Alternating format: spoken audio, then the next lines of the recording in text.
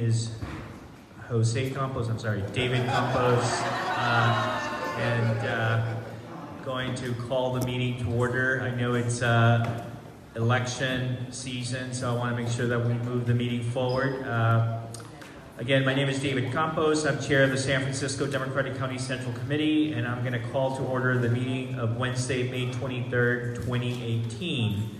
And we will begin with our recording secretary, if we can actually call the roll.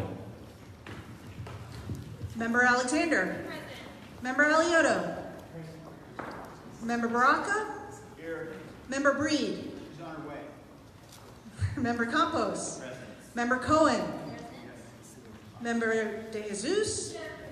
Member Dufty. Member Dufty. Member Fewer. Member Fewer. Member Galata. Here. Member Groth. Here. Member Gupta. Here.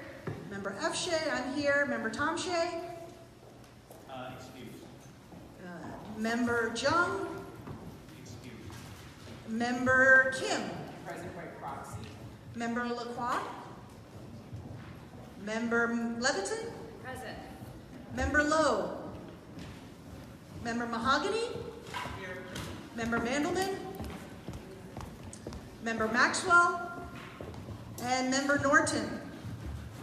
All right, and for our ex officio members, U.S. Senator Feinstein. Democratic Leader Pelosi.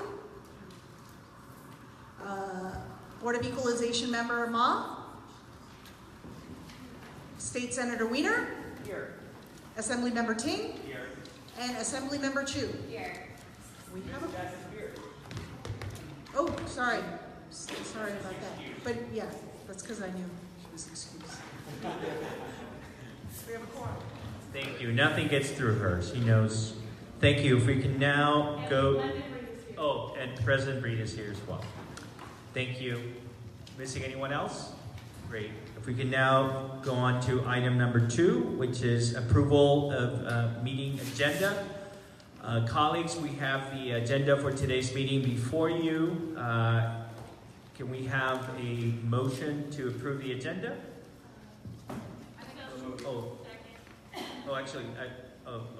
Yes. Actually, before we do that, is there any change to the agenda? And I believe that there is an amendment.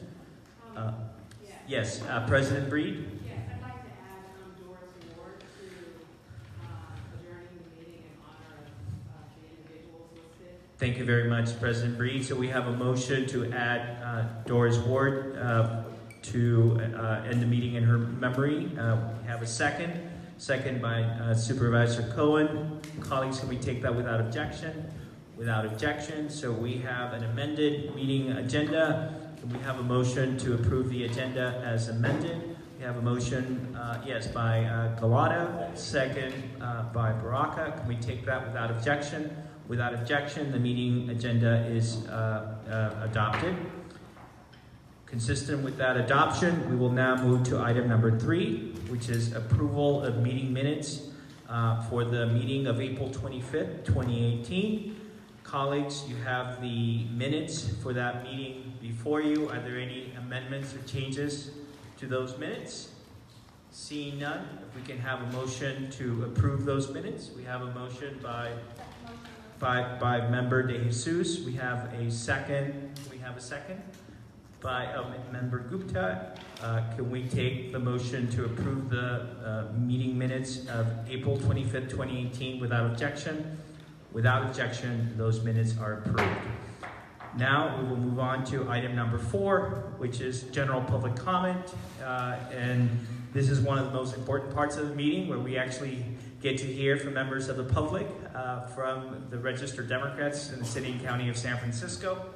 And consistent with our bylaws, we will call upon the people who have signed up. And if you haven't provided a speaker card, if you can please raise your hand, and we have cards up here. But I'm going to call the names of the folks who have signed up, and if you can please line up in the center aisle and then come up to the podium to speak. And I do want to note that this is being webcast, so we want to thank folks who are watching us It's not just the people in the audience, but there are also people at home who are watching the meeting, and we welcome the folks who are watching. So here we have the first person is Javier Abercon Mendoza, Susan Pfeiffer, Maxine Dugan, Remy Tan.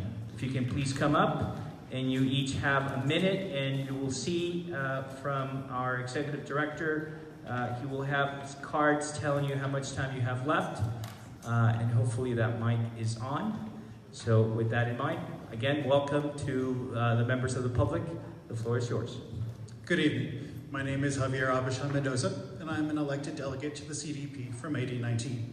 You know, every time I come up here and talk about basically the same thing, there's a reason, which is that I want us to be the best version of ourselves we can be. And when we have people using their campaign for this office as kind of a fundraising supplement for their other campaigns, and when we have people turning down the endorsement of our party and seeking the endorsement of other parties, regardless of best intentions and mitigating circumstances, it makes us look like what we are is just a proxy for the fight between various factions already in government. So I hope that this body will one day take up bylaws amendments to say that if you are an elected official, you are a non-voting ex officio member of this body. I know it is a big step, but if we're going to be a party that speaks truth to power, I think that the powerful among us should be willing to take it. Thank you very much. Thank you very much. Next speaker, please.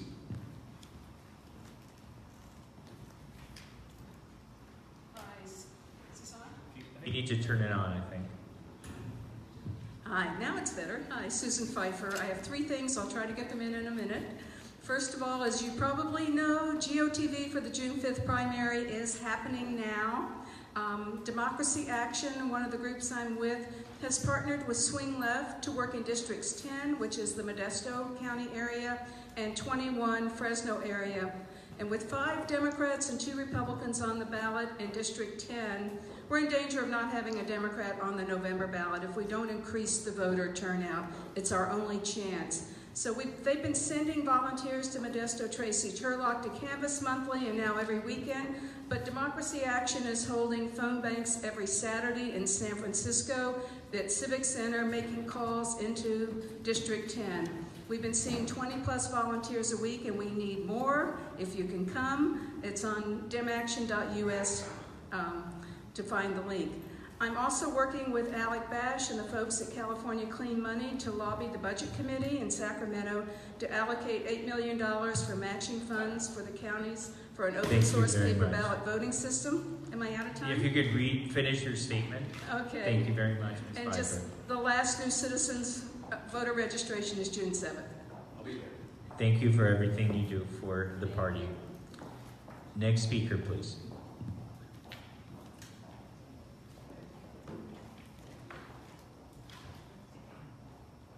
Thank you so much. My name is Maxine Dugan. I'm a Erotic Service Providers Union. Erotic service provider is anybody who earns a living from their erotic labor.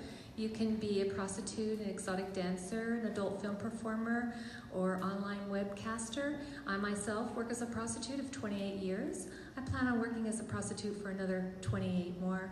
I stand before you today to ask for your help in holding some of our elected officials accountable. I'm speaking specifically of Senator Feinstein and Harris, of which this body has endorsed. Those senators passed and voted for a law that stripped access to our community of access to the online community, access to be able to have discussion boards, to be able to post our ads, to be able to talk to each other about bad clients. And so I'm asking you if you can help write a letter to those elected officials and help us hold them accountable, since they seem to not want to listen to our voices that they represent too. Thank you. Thank you very much. Next speaker, please.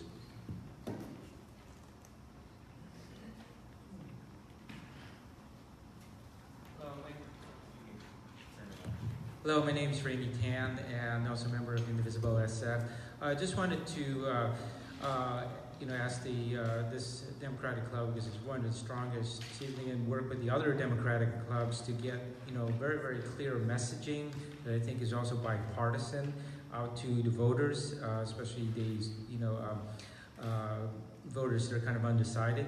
I mean, we all can agree that everybody wants education, they want jobs, they want good infrastructure, and they want good health care.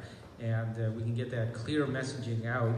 I think we can pick up a lot of voters. Also, we need to get out the vote to students in swing districts.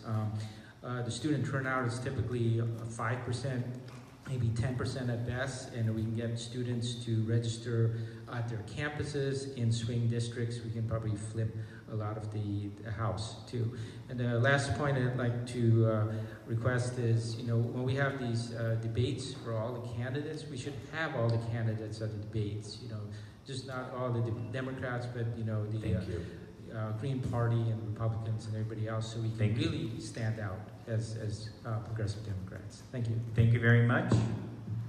Is there any other member of the public who has not spoken who would like to speak? Seeing none, public comment is closed. Again, thank you very much for your comments, and we look forward to, we're always open to hearing from members of the party. And again, thank you for your thoughts. Now we'll move on to item number 5, which is reports.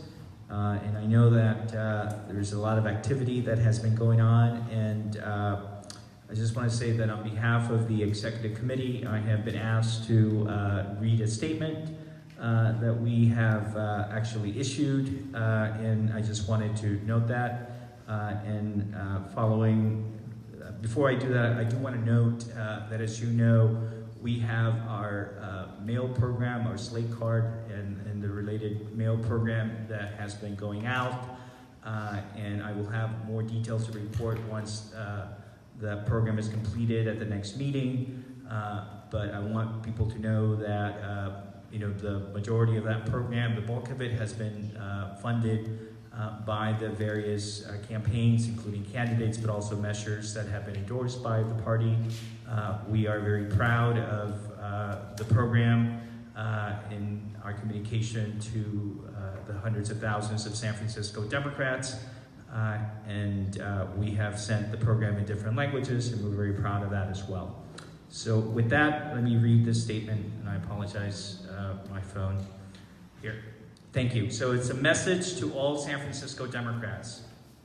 As with any contentious election cycle, San Francisco voters are being inundated with information about candidates and campaigns. We find ourselves, much like you, wading through mailers, deciphering political action committees, PACs, and who's funding them, and also matching up campaign rhetoric with actual record.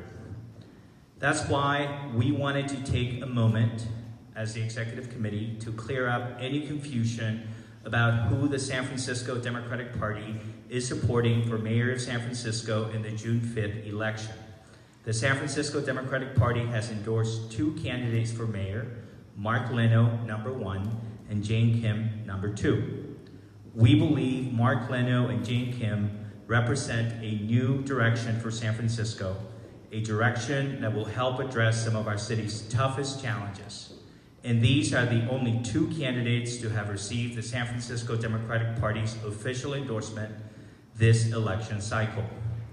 At a time when the Trump administration continues to spew divisive rhetoric and promote corrosive policies, we as San Francisco Democrats have an obligation to hold firm to our values. We must stand by our values of sanctuary city for all, healthcare for all, and opportunity for all. We must do the work of engaging and growing our Democratic base, not feed into the rhetoric of pander to the fears of Donald Trump's Republican Party. San Francisco Democrats, let's make our voices heard on June 5th. You can find a list of our official endorsements at www.sfdemocrats.org. However you feel, whatever you do, please vote. The future of our city depends on it. Thank you. So with that, unless there are any questions about the chair's report, I will move on to the next item, which is a report from our finance chair, Member De Jesus. Oh, yes, I'm sorry. Actually, I'll come back to that. Let me just go to Petra.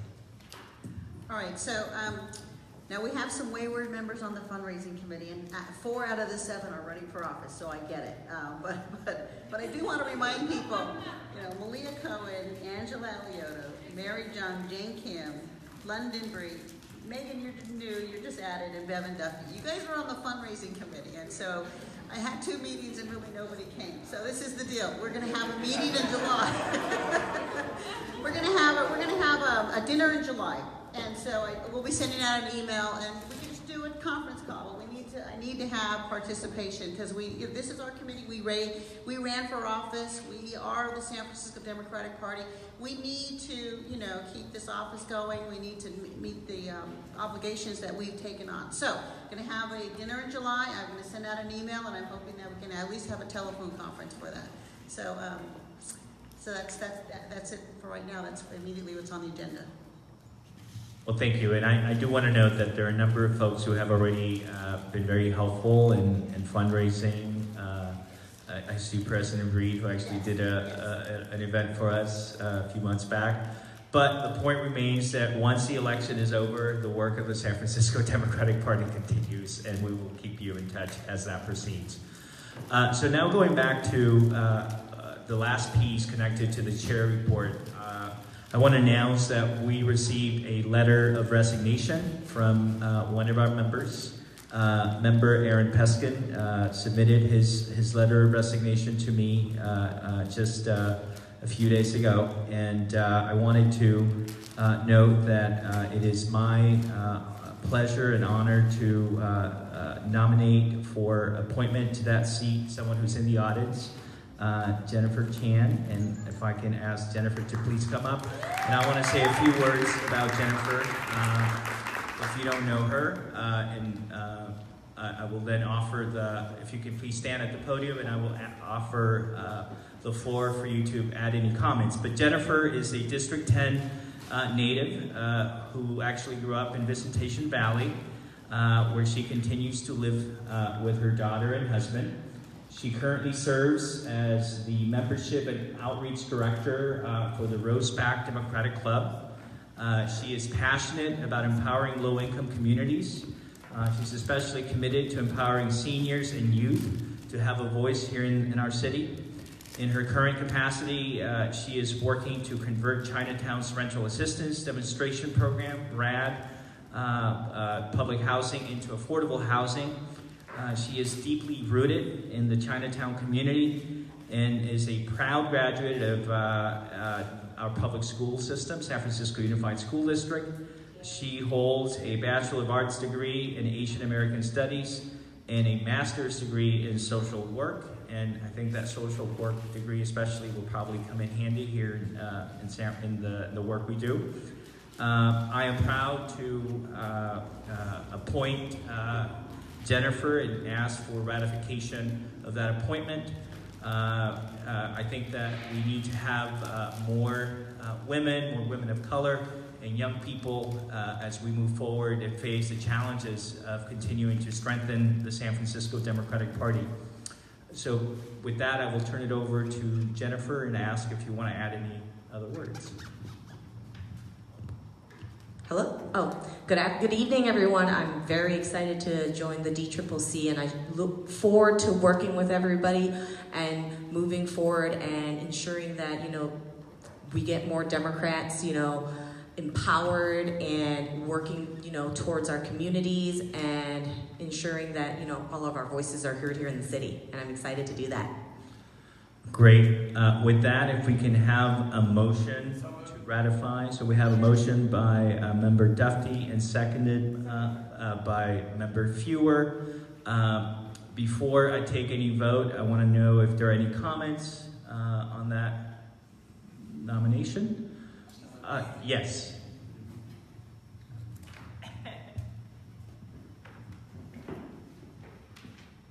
Thank you so much for coming today and offering to serve, and I hope that this committee will support your nomination unanimously. I also want to acknowledge that Chan also is a mom of a young child, and being a new mom who just returned to work today, I have such a high respect for parents.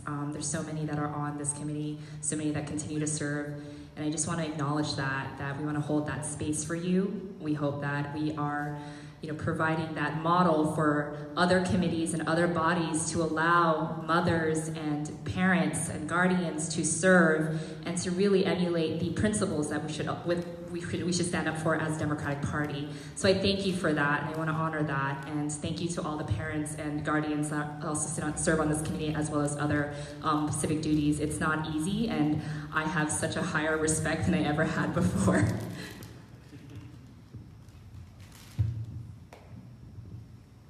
Colleagues, seeing no other comments, so before you is the motion to ratify the appointment of Jennifer Chan to the San Francisco Democratic County Central Committee. Can we do that by acclamation?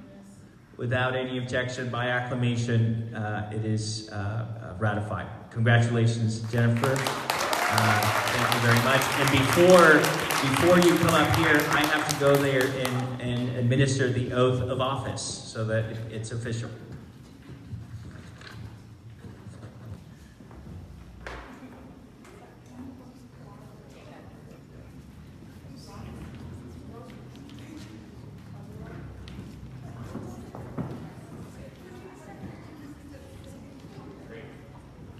All right. If you can please raise your right hand and repeat after me. I, Jennifer Chan, I, Jennifer Chan, do solemnly swear that I will defend and support the Constitution of the United States and the Constitution of the State of California and the Constitution of the State of California against all enemies, foreign and domestic, that I will bear true faith and allegiance to the Constitution of the United States and the Constitution of the State of California, that I take this obligation freely, that I take this obligation freely without any mental reservation or purpose of evasion, that I will well and faithfully discharge the duties upon which I'm about to enter, and during such time as I hold the office of the member of the Democratic County Central Committee.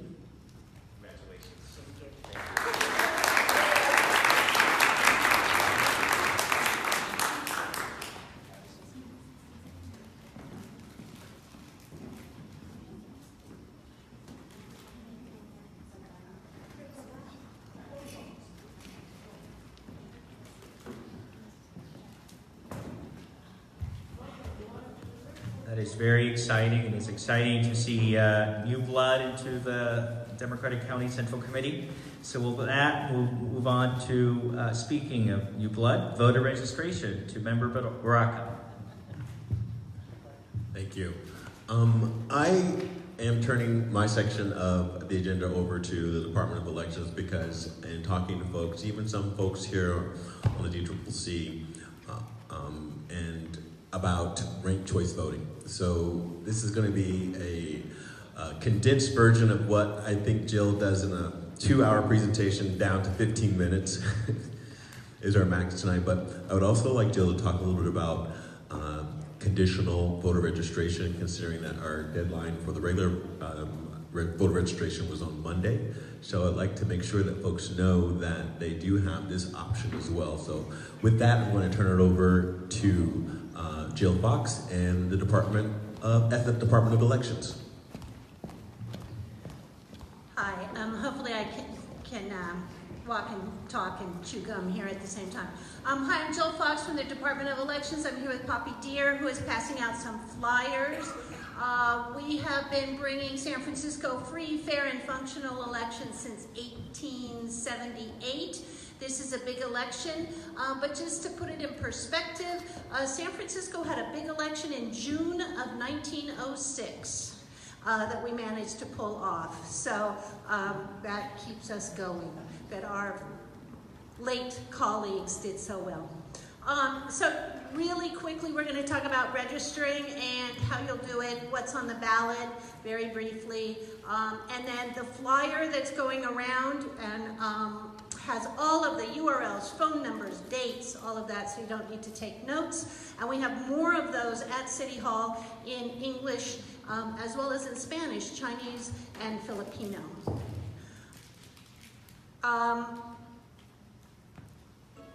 Hey, we have sound. Can you all hear that? We are going to have a video later, but I thought it would be fun for you to see. These are the television commercials we produced, and it shows the variety of San Franciscans that we have, and one thing that most of us have in common is our ability to be a voter.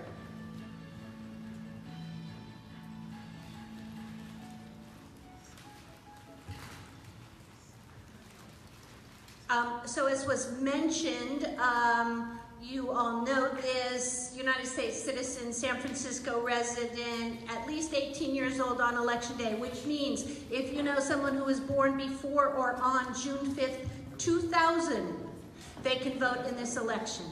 Not currently in state or federal prison or on parole for the conviction of a felony. That is a message we are putting out all over town because a lot of people have the myth that once you've had a brush with the criminal justice system, you can never vote. That is not true. But of course you need to register to vote. The deadline was last Monday. We were outside and collecting registrations, and it's okay. We don't want to stop anyone from voting, so I'll get to in a minute how you can still vote. But real quick, any guesses on how many San Francisco registered voters there are as of last night? 500,000? Very good. I thought this would be an informed crowd. 481, 470 as of last night. We are still processing cards from Monday. And how many Democrats? I don't know, but you can check our website under data, and we have some really interesting pie charts that show by every party. So if you missed the registration deadline or you know someone who did, don't be sad, you can still vote. It is new, this is our first election doing this. It is called conditional voter registration. So everyone who is eligible but not registered, but not registered San Franciscan can come to City Hall. That started on Tuesday, and they can vote at the City Hall Voting Center. That is the only place you can vote as a conditional voter. We'll talk in a second about the process that you'll go through. But any eligible San Franciscan can vote at City Hall at the voting center. If you're wondering, or someone else is wondering if you are registered or what party you're registered on, or if you're a vote-by-mail voter, we do have a tool on our website. You can look yourself up, go to sfelections.org. Of course, you have to update when you move, change your legal name, or want to change your political party preference. So there are several ways to vote. As I mentioned, the City Hall Voting Center, we've been open since May 7th, and those are the hours. They're also on the flyer, and we are open the next 2 weekends. We are closed Memorial Day, but we are open the 2 weekends. So as of Tuesday, we'll be open every day through Election Day, and on Election Day, we're the same hours as a polling place, 7 a.m. to 8 p.m. So if you know someone who needs to vote as a conditional voter, they come in, all they do that's different is fill out a registration form. They tell the clerks, I need to do this. They will also get a ballot application like everyone else who goes there. They wait in line, they get their ballot. They get a different envelope, and we have one here. It has a green stripe on it. That means that it's a conditional envelope, but they will get the precinct ballot for where they live. They will get a conditional voter envelope. The state calls these a type of provisional voter. And what that means is that we will set that aside, and we will check afterwards that this person has not voted elsewhere in San Francisco, which would not be legal, or voted elsewhere in California, which would not be legal. As long as they haven't done that, they get processed through and counted during the count. And they will get a receipt, the end of their envelope, they will get a receipt, and after the election, they can go to sfelections.org, the PV lookup tool, and track their ballot. They will find out whether or not their vote counted. It's as simple as that. So we're hoping it works. We have had some conditional voters down at City Hall in the last 2 days already. Okay. Request to vote by mail, you still have a few more days. Any idea of how many San Franciscans vote by mail? Oh, you vote by mail. We could do a show of hands and probably get the percentage. But as of last night, we have 291,000 and change permanent vote by mail voters, which is over 60% of voters vote by mail in San Francisco. Just to remind everybody, it needs to be postmarked by June 5th, postmarked by June 5th. You can drop it off at City Hall. You can drop it off at the stations outside City Hall on the weekend. And this is also new. I'm trying to highlight new things. You can drop off your ballot at any California polling place. Any California polling place on election day, which also means if colleagues of yours live in Alameda County, they're at work, they have their ballot, they can drop it off with us. The counties are cooperating, and we will ship it to all the different counties. So that's new. If you're traveling or someone you know is, this is new. We're very excited. It's another way to break a barrier that stops people from voting. Of course, the traditional vote at your polling place in San Francisco. Okay, how many polling places are there? Lots, yeah. 500, oh, so you guys are very good. But the most common answer to that is 11. So, I know.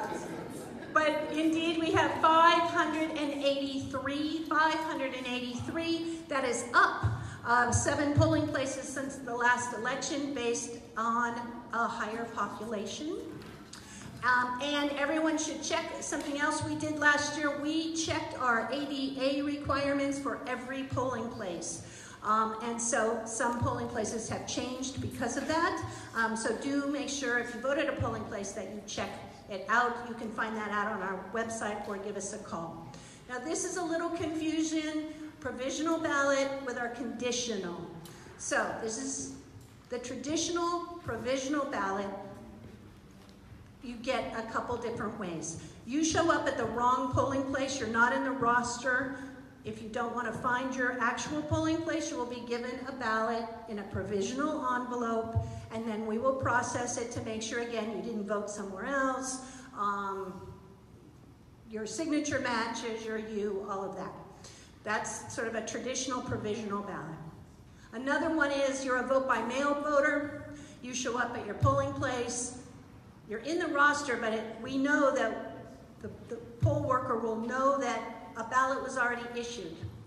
And we don't want you to vote twice, so you vote a provisional ballot so that we can check if your vote by mail ballot already came in afterwards. So that's another way that you get a provisional ballot.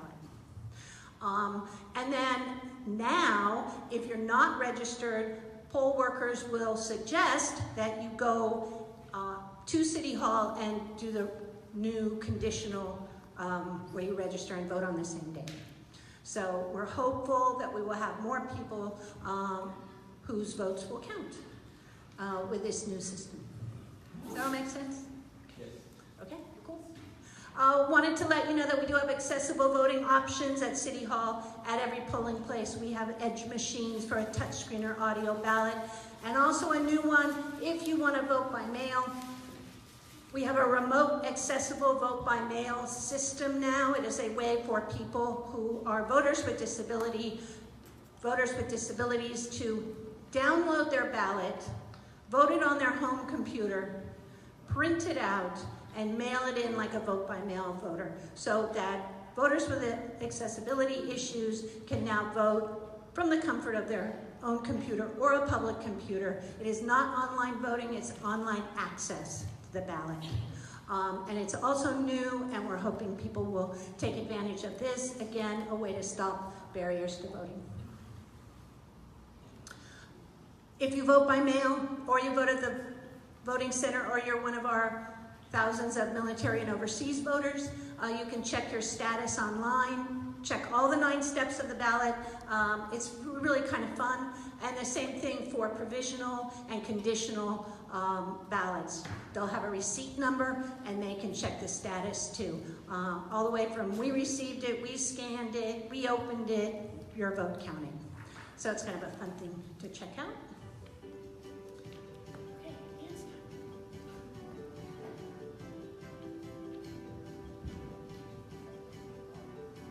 So just a reminder, you can vote at your polling place, you can vote by mail, you can vote at City Hall. And again, these are community volunteers who are in our videos, real San Francisco voters.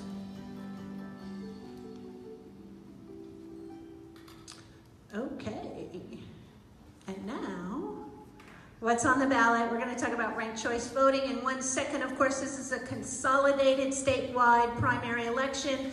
Highlighted in yellow is the prelims. That's the primary election.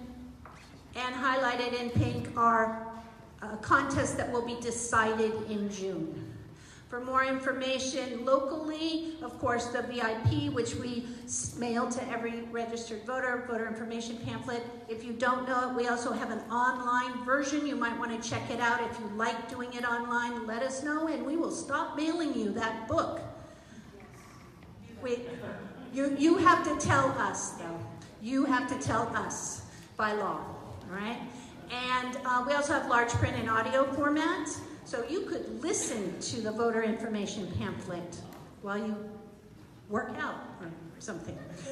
Okay, the state by law sends it to every voting household. So some large apartment buildings get kind of messed up sometimes. They also have an online version of the voter information guide from the state. And we have some copies of both of those at City Hall if you need another copy. Okay, ranked choice voting. We've been doing this since 2004. It stops the need for runoff elections. For this election, we're doing the mayor, of course, and the Board of Supervisors for District 8. Very quickly, in column 1, you choose your first choice. All the names are listed in 3 identical columns in the same order. First column, first choice. Second column, second choice. It needs to be a different candidate. Third column, third choice, needs to be a different candidate than the 2 previous choices. All the first choice votes are counted. If no candidate gets 50% plus 1 vote, then ranked choice voting kicks in. The candidate with the fewest votes is eliminated. Those voters' second choice is redistributed, and that continues on from the bottom up. Elimination and redistribution until some candidate gets 50% plus 1 vote, and that vote could be yours.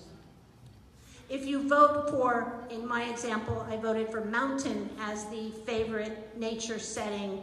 If mountain was eliminated here, then my vote for forest, my second choice, would count. All right, now we have a video. It's about 5 minutes long, if we have enough time.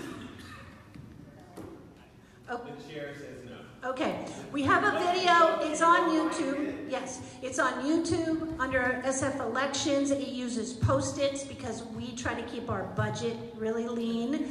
And we do it with Post-its. And we did the video in the office. But it's very clear about how the counting. People, I think, have the voting down, but the counting is very clear in the video. So, with that, I'll end. And, Do we have time for questions? Yeah. Any questions, anyone?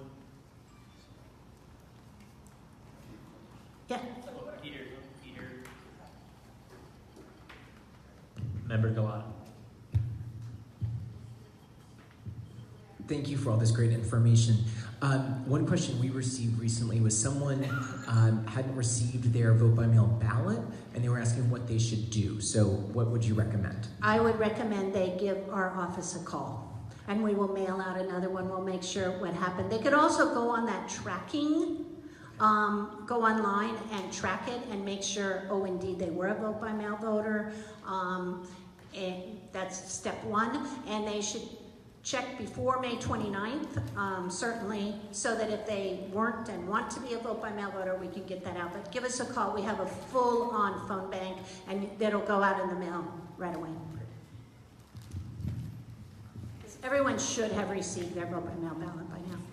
And can you just clarify for everybody, the last day to put your ballot in the mail is election day, correct? Correct. Well, it needs to be postmarked. So you have to be careful if you're putting it in a box. And then, of course, if you want the coveted I voted sticker, you can drop it off at a polling place or drop it off at City Hall. We're outside. You don't have to park or anything. But if you're putting it in the mail, make sure it's a box that gets picked up in time to get postmarked.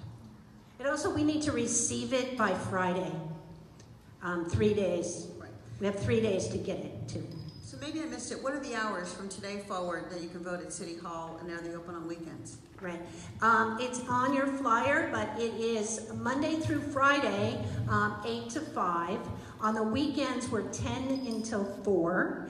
And then Election Day, we're 7 a.m. to 8 p.m.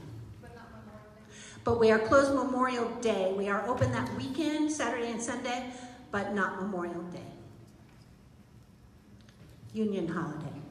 So can you clarify what happens to a ballot if you vote for the same person 3 times? So like in your example, if you did mountain, mountain, mountain, what would happen? What would happen is your first choice counts, of course. So a vote would go to mountain. So everybody's first choice counts. So your ballot does not get invalidated? No, not at all. Every first choice counts. Yeah, good question. Every first choice counts, no matter what you did. And then with second and third. Then if mountain, in our example, if mountain is eliminated, and then there's no place for my second choice vote to go. So 2 things happen. One, my ballot is then exhausted, we call it, because there's no place for my vote to go. And then it also, when you're exhausted, it also means there's 1 fewer voter in terms of the 50% plus 1 vote. So that's the other repercussion of voting straight across. Does that make sense? Okay. Once you do the provisional and you're registered, are you permanently registered at that time? And so that since you have to put down your address and where you live, are you permanently registered then? If you mean conditional? Yes. Yes, and conditional. Conditional, yes. You are now a registered voter.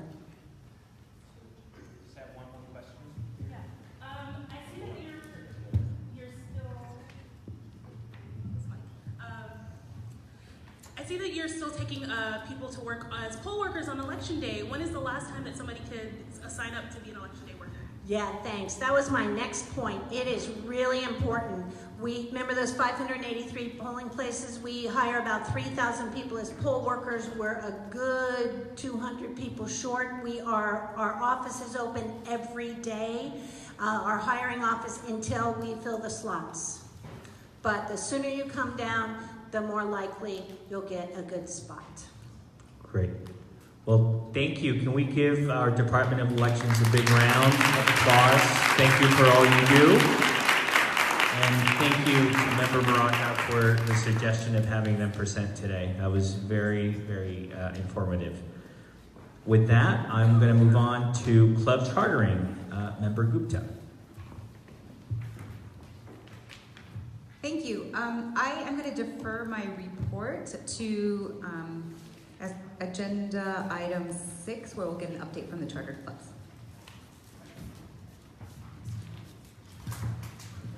Wonderful. And I know there's been a lot of work on outreach, so I'll move on to Member Lacroix. I'll stand up for this one. Hi, everyone. Happy Wednesday. So we have our beautiful, lovely slate card. We've been able to reach over, 600 plus voters in San Francisco with these beautiful pieces of paper. And yeah, we can pass them around too. I encourage everyone in this room to take a few home with you, pass them out to your friends who are Democrat voters in San Francisco. It includes the CDP slate card as well, which has been really nice and really receptive by voters in the city and some people who may not live in San Francisco or are registered in San Francisco, but they still want to know what the Democratic Party thinks about statewide stuff. So that's been really good. I want to first off thank David, Francis, Fatima, Peter, Elizabeth, Kelly, Raphael, and Sophie, and Adam, for coming out in these past few weeks to help with our voter outreach and getting these slate cards out. It's been really great. We've been out in the streets early at 7 a.m. Just like hitting the pavement. And that's great. It's great that we have all these people engaged, but that's not everyone, right? That's not everyone on this dais with me. So I am going to send around a sign-in sheet for the remaining outreach events that we have scheduled for from now until Election Day that we all sign up. Every member of the DCCC. And I know that we're all busy. People have full-time jobs. People are running their own campaigns. But it's crunch time, right? Like, we signed up, whether appointed or elected, to be on this body. And that means getting out to voters, Democratic voters in San Francisco, and telling them what's up, right? And so I need your help. I would really love for every single person to sign up for one day, at least 1 hour. If you can't do it for, work reasons, maybe you could pass out the CDP card. Maybe you can send a friend to volunteer in your place.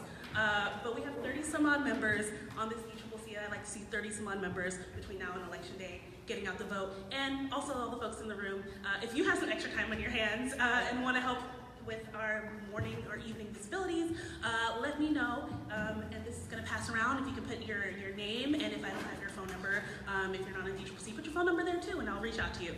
Thanks. We can give Leah a big round of applause for all the work she's been doing. And thank you, Leah. If I don't see enough names, I'm going to call and email and text you guys a bunch. So put your name down. Don't make her find you. I do want to note a couple of points. We have a proxy for Fiona Ma, so Kat Anderson is here as a proxy. And I also wanted to acknowledge Kathleen Doyle-McDonough, who is the new proxy for Senator Dianne Feinstein. So if you haven't said hi to Kathleen, please do. Welcome aboard.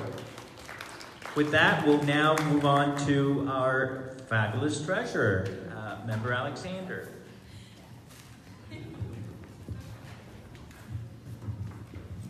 Okay, thank you. So on the right-hand side of your folder, you will have a report. As of the May 23rd, federal committee cash on hand is $10,551.46. And at the state committee, we have $44,728.25. You can see that the payables to Stearns Consulting and to our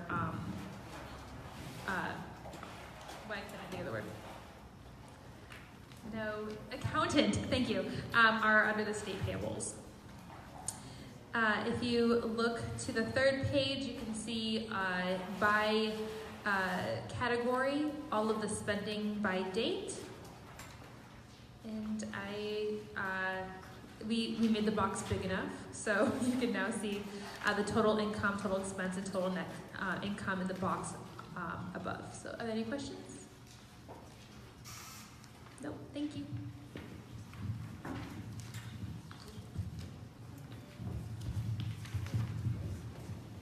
As you can see, we are using our funds to outreach to San Francisco Democrats, and that's why we will be approaching all of you next month about our next fundraiser.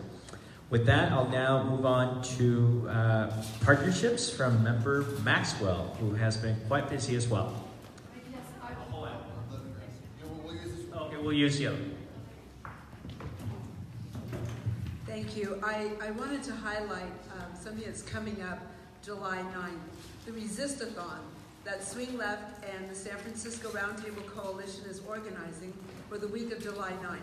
We will start with a barnstorming social on the 9th and then have everything from phone banking, voter reg, canvassing, texting a candidate from California, District 10 to speak. We hope, and a party. Anyway, all between July 9th and July 14th. So I'll be telling you a little bit more about it so that we can sign up. Thank you very much. There's a lot of activity going on. And now we'll go on to internships. So Member Gupta, who will talk about our college and high school interns. I wanted to, first of all, just thank our internship committee, include Francis, Honey, Keith, Mary, Leah, and Balam. Balam is one of our former interns from last year who's continued to volunteer with the party, and he volunteered as well to help us pick our class for this year. I also wanted to give a huge thanks to Leader Pelosi for her generous support of our interns. We have now renamed the program the Sue Bierman Internship for our high schoolers and the Nancy Pelosi Fellowship for our college-age youth. So we really appreciate Leader Pelosi's support. And we have finalized our summer intern class. We had a lot of applicants this year. We reviewed their applications, we interviewed them, checked their availability, and we have 6 individuals starting. They will be starting June 18th, so you'll have the opportunity to meet them at our next meeting. But briefly, we have 2 high school age and 2 high schoolers and 4 college age, and they've just done a really diverse range of opportunities and backgrounds. One of them is on the Youth Advisory Board at KQED. Another person volunteers with the Democratic Party in Oregon. Another person's the Vice President of Equal Voice, which is a Canadian organization that promotes women in politics. Another individual has been an intern with the Asian Law Alliance. Another one serves on our Department of Children, Youth, and Family Services Advisory Board. And another one has canvassed for the Hillary Clinton and Maggie Hassan campaigns.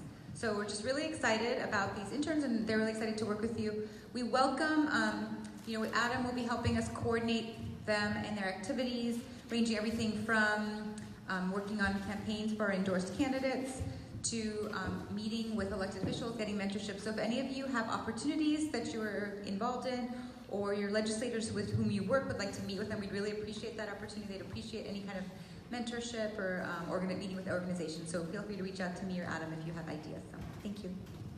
Thank you very much, Fatima, and thank you to our committee. That's really exciting. And I do encourage you to reach out to our interns if there are things that you think that they would be interested in participating in, events that they should attend. Just think of ourselves at that age and how beneficial it was to be exposed to those kinds of things. So I encourage you to do that.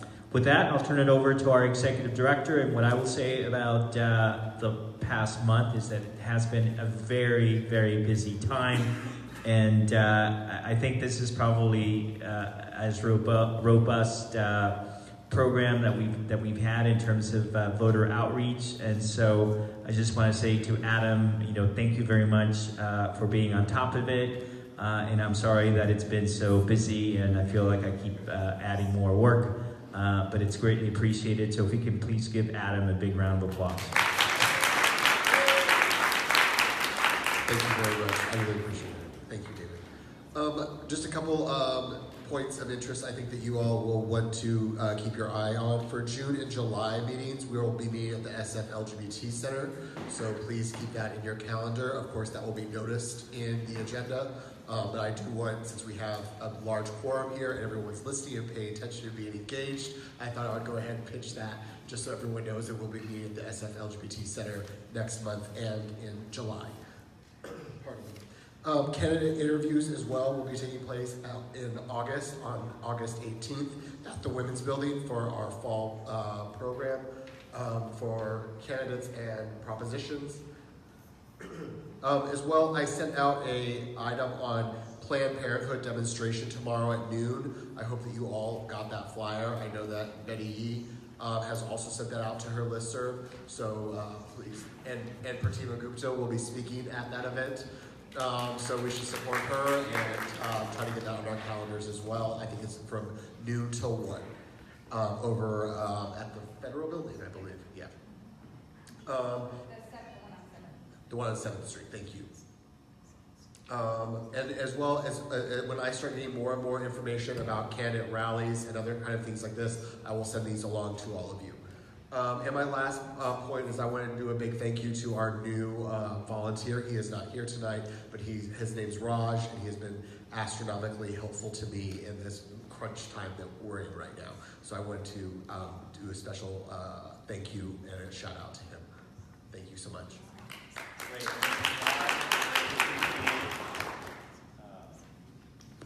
Okay, I think that works. I don't see Henny Kelly from Region 6, so... She's on her way. Oh, she's on her way. 10 minutes away. Okay, so we'll skip that part. And unless there are any questions on any of the officer reports, why don't we now move on to item number 6. And this is actually something that is a new thing that we're adding to the agenda, which is... And I'm very appreciative of this. Member Gupta, I think, is trying to make sure that the clubs that essentially are the heart of this Democratic Party, that we hear from them directly. And so that's an item that we're going to have on an ongoing basis on the agenda.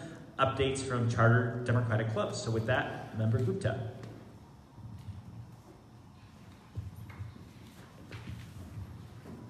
Thank you, Chair. So we put a call out to our clubs, and like the Chair has said, we'll be doing this periodically. We haven't decided really how often, but we just welcome any clubs to present to us. It's really your opportunity to address the whole body and talk to us either about updates that you guys are doing with your clubs, past events, upcoming events, your activities, or even just address the body and about your concerns and how we can get involved, how we can better support you. So with that being said, today we'll be hearing from 3 different clubs, and I'd like to start with the Browning Mary Democratic Club, please. Thanks so much for coming out here. And yeah, if there's any additional clubs who hadn't told me in advance who are here and would like to present, you're more than welcome to as well. Good evening, everybody. My name is David Goldman. I'm the president of the Browning Mary Democratic Club. For those of you not familiar with our club, we are a cannabis policy-oriented Democratic club, and we fight specifically for the rights of medical cannabis patients and for adult consumers of cannabis. My husband, who's the secretary of the club, will hand out a card with all our meeting dates and our agenda items. We just had 2 successful, in the past 2-month meetings, representatives from several of the mayor candidates and district 8 supervisor candidates. We were focusing on the June 8th primary, and also candidates for Congress. And we're really excited about our constituent lobbying day on June 4th in Sacramento. Last year, we met in Sacramento with almost 200 cannabis activists from throughout the state. We met with state legislative aides for the state senators and state assembly members throughout the state. And because of that, major changes were made to the cannabis regulatory structures that was put in the governor's trailer bill signed by the governor last June. And again, we have to go back this year because there's still a lot of work to be done. To give you an idea of some of the issues we're concerned about. We're concerned about fair employment. Right now, medical cannabis patients, solely for the status of being a medical patient, can be fired from their jobs for no other reason. And I'm not talking about people being high at work, or being inappropriate, or smoking on the job, or coming to work in an incapacitated state. I'm just saying that we want fair employment in the same way that people who use prescription drugs get fair employment. We have issues with Prop 64. After Prop 64 passed that legalized adult personal use cannabis, it turns out that you can't smoke anywhere in public. We don't even have parity with tobacco smoking. It's a $100 fine if you smoke in public where tobacco smoking is allowed, and it's a $250 fine if you smoke where tobacco smoking is not allowed. Most landlords have in their leases for tenants a provision saying either no smoking, or if you break federal law, which possession and use of cannabis breaks federal law, you can be evicted. So if you can't do it in your home, and you can't do it on the street, and there are only 8 consumption legal lounges in San Francisco where you can do it, where are you supposed to do it? Now, I know all of you are aware that you can smell it on the streets throughout San Francisco, but technically they're breaking the law. And it will get to a point in some conservative communities or communities of color, of low income, you might see police start ticketing people. Certainly, some police departments of the state might construe this as a way to make money. So we have fair employment, we have places to consume. We lost our compassion program. Many of our cannabis patients are people over 50, the median age is 50, and many of them can't afford the price increases that came about with the excessive taxation that was put forward in January and continuing in July. For those of you who don't know, everyone who buys cannabis pays state sales tax unless they not only get a doctor's note, but a state medical marijuana card, which costs $100 a year for normal income people. In addition to state sales tax, we now have a 15% excise tax. Coming in July is a 25% testing fee that will be passed down to patients and a 10% cultivation fee. So that's a 50% increase over January. And already the state is aware that revenues from cannabis taxation are way below estimates. So it's clear to me that the excessive taxation, and from my own anecdotal experiences with other patients, is due to the fact that patients are now going back to the black market. So when we voted for legalization for adult personal use, the devil was in the details. And the Bureau of Cannabis Control has made some questionable decisions on policy. And so we encourage people to join us June 4th in Sacramento for Constituent Lobbying Day so that medical patients and adult cannabis users have reasonable regulations affecting them and not so much of a burdensome, oppressive situation where, frankly, cannabis is still being treated as if it were radioactive plutonium. We've handed out cards for our meeting dates. You're all welcome to come. We'll be inviting some of you who may be running for offices in the future, and we hope you will join us. Thank you very much.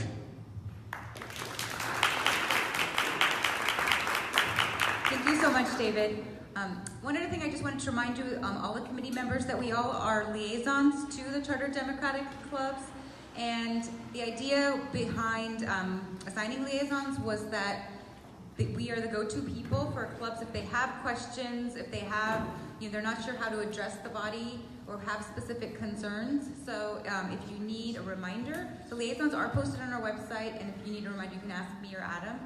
But just as a reminder, we all are liaisons, and the clubs are encouraged to reach out to you all as individuals first as a liaison prior to talking to the whole body. So next, we will hear from the District 6 South Beach Democratic Club. And just in the interest of time, we'll give you about 3 minutes or so, around 3 minutes. Thank you so much.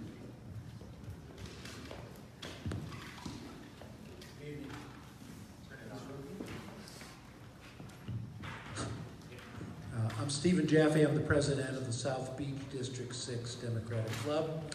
I'm here to brag about all the things we've been doing.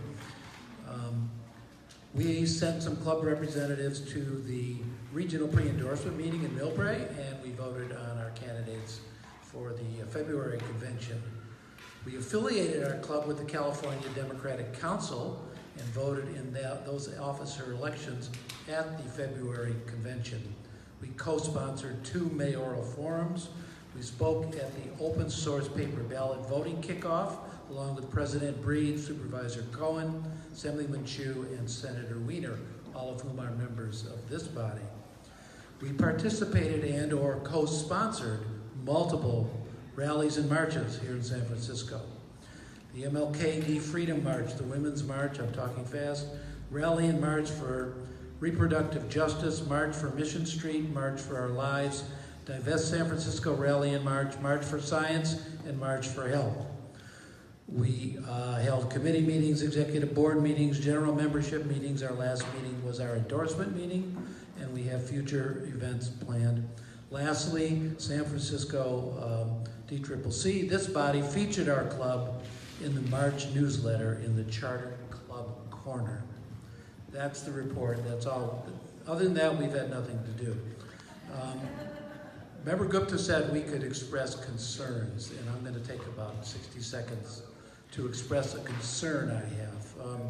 All of you know that I was deeply involved in passing the dark money resolution so that clubs would be more transparent. However, my concern remains that there are really 2 kinds of chartered Dem clubs. in operation in San Francisco. One of them is similar to us. We do a lot of stuff, but we are relatively poor. The other kind of club, and there's several of them I will not name, are essentially money laundering machines and remain money laundering machines. That will become more apparent when the clubs start reporting their income and the sources of their income. But I implore this body to be sensitive and look at those figures when they come in and question whether or not a club that's running really a money laundering machine is really fulfilling the mission of what a chartered democratic club should be. I appreciate that very much. Thank you.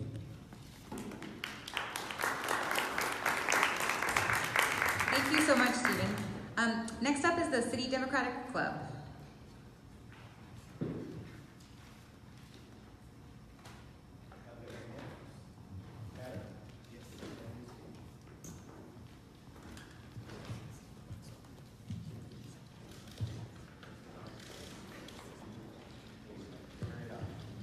Now is it on? Okay, cool. Hi, my name is Mike Ho. I'm the recording secretary for the City Democratic Club. Right behind you is Kate Anderson. She's actually our president, but it was awkward for her to take pictures of herself from back there. I've come to ask the body for help on a couple of things. Closer to my, ooh, look at that. So we've been involved in a couple of things this year. Obviously, we spent a large part of the spring on endorsements. We've all done that. We've all watched our slate cards get thrown in the trash. I threw my own slate card in the trash. We're looking for a better way to do this. We think social media is a better way, but there may be a better way. Whatever it is, some of you know this, and I don't happen to know it personally. So Kat is going to be picking you, or you're going to be picking on Kat, and we're going to pick each other's brains. We want to get our message out there a little better. Some Democratic clubs are very, very good at that, regardless of where you think their money is coming from or not. I assure you I know where every penny of ours is because I can count all of it on my two hands. So, but we do want to be more of a force. And if we actually do it, we'll file the paperwork. That's great. But you know who doesn't file paperwork? Russians. They don't file paperwork. They don't put their names on their heads. And they are the other thing that we've been looking at, which is generally the hacking thing. Now, that thing that just went around, it's in like 10-point agate type. You don't have time to read all of that. But this is an article from the Financial Times from just last month. I got their permission to reprint it for you today. It basically just says nothing has changed. Summary, we have no idea how bad hacking is. We can never know. The chain of evidence for ballots is that bad. You have before you twice passed resolutions by acclamation saying that we need to do something about it, talking about the open source initiative. Open source is kind of a buzzword, okay? But that's the plan we have before us, and it's a good one. The problem is when I read the papers, I read about broadband. I don't read about voting machines. I read about having the broadband that we want for the future, for our children, for our grandchildren. I don't read about us having the voting machines that are any better than they were in 2008. Hackers have gotten better in 10 years, folks. And we'll never know if they're in there or not, because our system is so crappy. If any of you have read the Secretary of State reports from 2008, they're no better. 2 lines of code have changed since 2008. I bet the hackers have written more than that. So whatever you can do, whatever this body can do, I think it's probably a fait accompli that it doesn't make it into the mayor's budget. But if you all can kind of remember what it was that you committed to, and maybe find a way, maybe kind of steal it from something else, we'd really appreciate it. Yeah, you're our president. Any questions? Well, we really appreciate your time. I hope you will take the time to look at this. I think that we're all here because we believe in democracy, and particularly in fairness and parity. And we want to make sure that people's votes are accurate, and that people are aware of the fragility of the authenticity of those votes. So thank you, Mike. Thank you.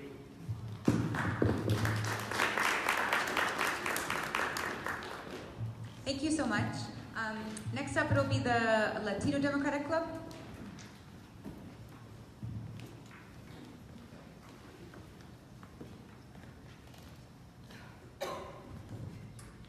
Good evening again. I just had a little happy short thing to say. One, we had a very successful Cinco de Mayo event.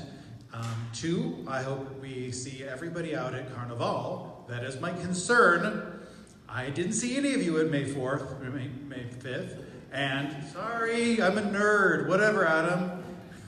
Including our liaison. So, David, Petra, and everybody else, I really hope to see you at Carnival. Other than that, we're also organizing a Spanish language phone bank, and if anybody's interested in that, I hope to hear from them. Thank you so much. What's the date for Carnival? This weekend. And where? Where are you going to be? It's huge. I wasn't prepared for this. We'll be at the booth that says Latino Democratic Club. Yeah, Both days? yeah, we'll actually be there all day, both days. So, yes, it is. Thank you, Henning. All right, have a good night. Can we leave some slate cards with you if and when we show up? The LDC is allowing all of our endorsed candidates to leave literature. So if your slate card exactly lines up with ours, then yes, but unfortunately it might not. It's pretty close. It's pretty close, but I mean, that's just our policy. So, all right. Thank you, Javier. Petra's gesturing at me and I don't know what you're, all right. Any other questions? Okay. And then final up will be from the Laurels Democratic Club, one of our newest. Yes. Yeah, our newest chartered club. Oh, one of our newest. I'm sorry. One of our newest. Hey, hi Democrats. My name is Eric Silver. I'm the president of Laurel San Francisco. We're still getting organized, but I think we have something like 25 or 26 members, mostly at City College, a few members at State and at Hastings. For those of you that don't know or haven't heard about our club, we advocate for public higher education in California. So we think that the public system of higher education in this state needs more support and needs to be made more accessible. And part of that mission is doing outreach beyond San Francisco. So we actually, we had our first meeting last month, and we also did outreach to San Benito County, and we're looking to help charter an affiliated club, Laurel San Benito, and Laurel's Santa Clara, actually, as well. There was somebody at that meeting that was interested and was from San Jose State. So we're focused on helping charter affiliated clubs in other places that share our values. We're looking forward to adding more members and hopefully building on opportunities to do outreach and hopefully impact places that don't ordinarily get support from urban Democrats. We are really interested in supporting races in the 1st and 4th congressional district. So here in California, and also support in Northern Nevada. And so we're looking forward to doing more outreach in the city, obviously, and reaching folks that aren't traditionally involved in the Democratic Party. There's a lot of people on campuses in San Francisco that are sort of soft Democrats, so they think that they're Democrats, and they've just never sort of seen the party or been involved, and it's because they're young. So we're interested in reaching those folks and helping them understand why it matters, because everybody they know thinks they're a Democrat, but they've never actually been involved in the party. Do we have any questions from the Central Committee?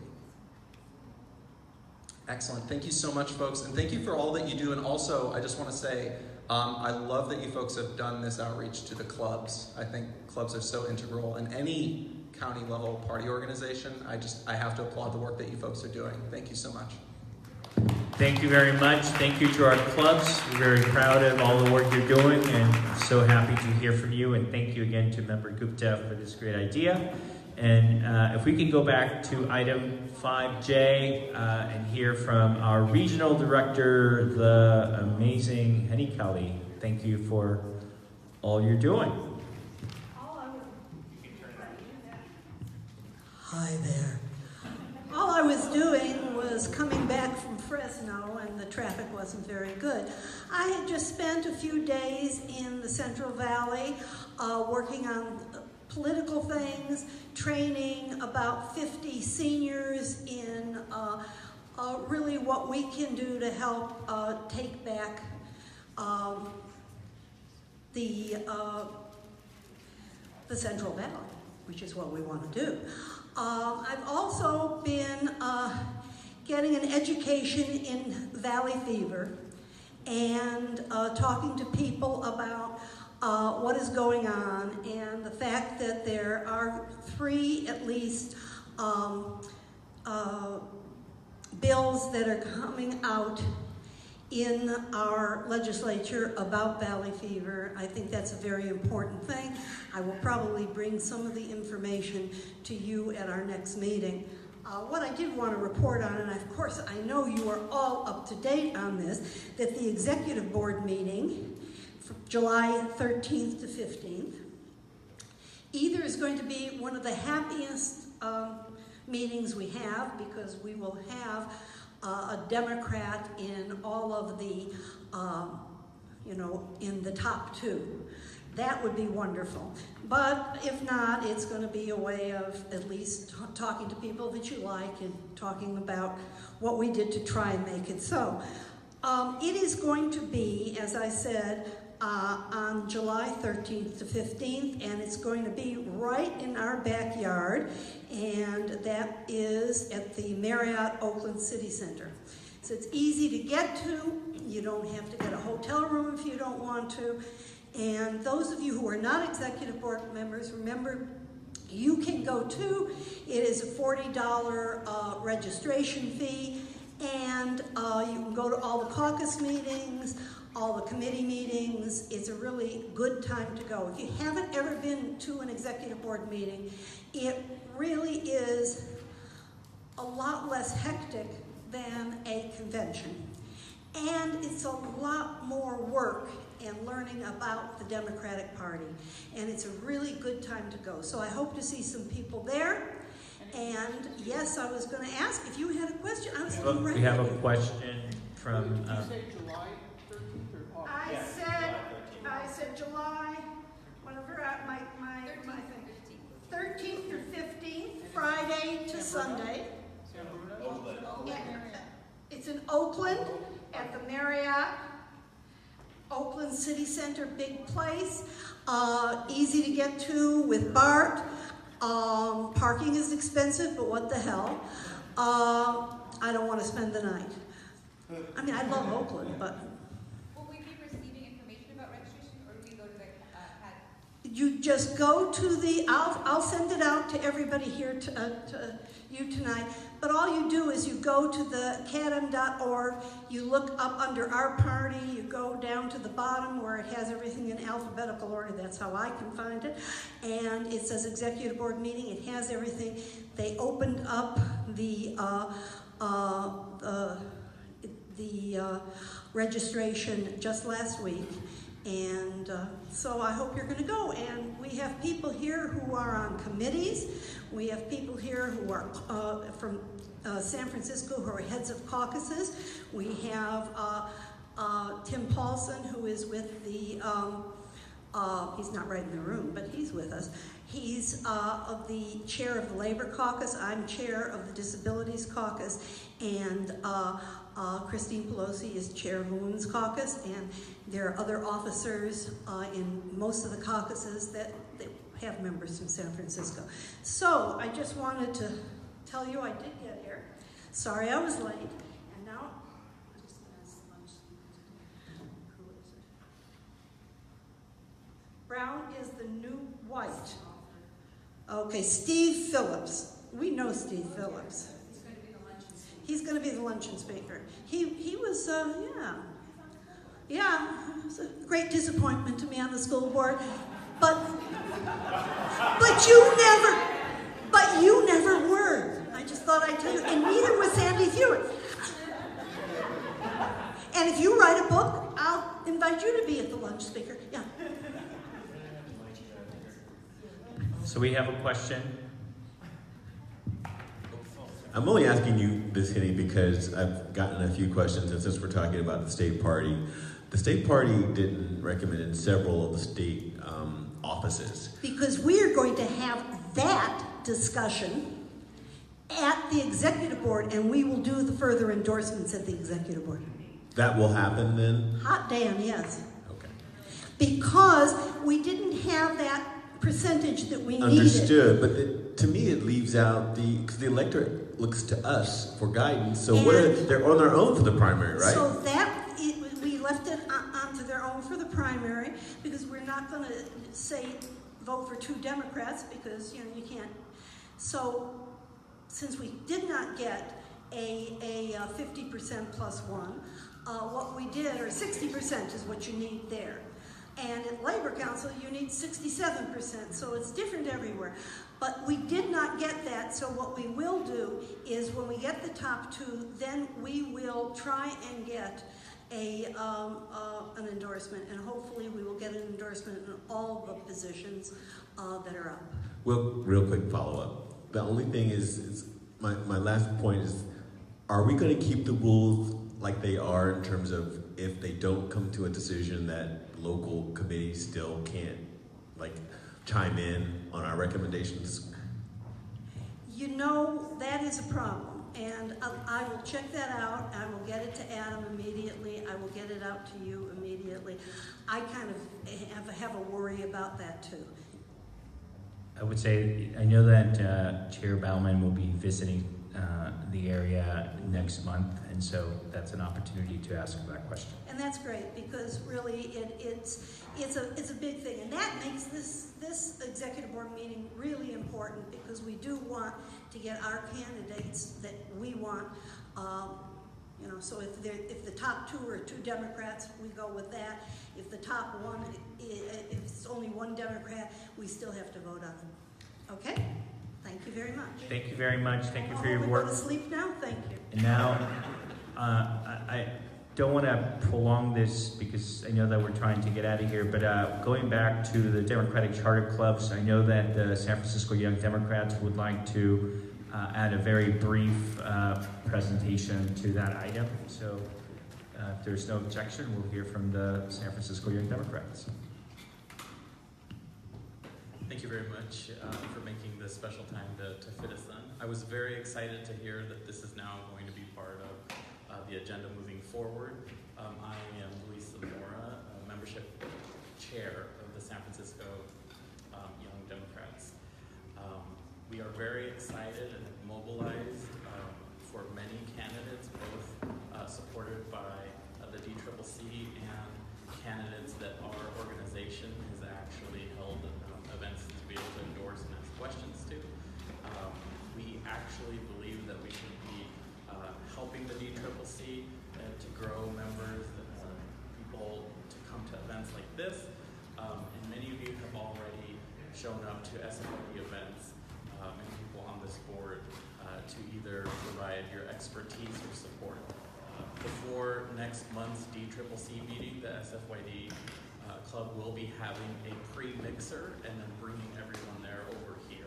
So we're going to be trying to really bring people into this space, and we really appreciate all the work you're doing and the opportunity that you've given us. Thank you very much, and please keep bringing more people into the party. We will now, thank you very much for your work. We'll go to item 7, presentation on the People's Climate March from member Alexander, who will bring the mic to you.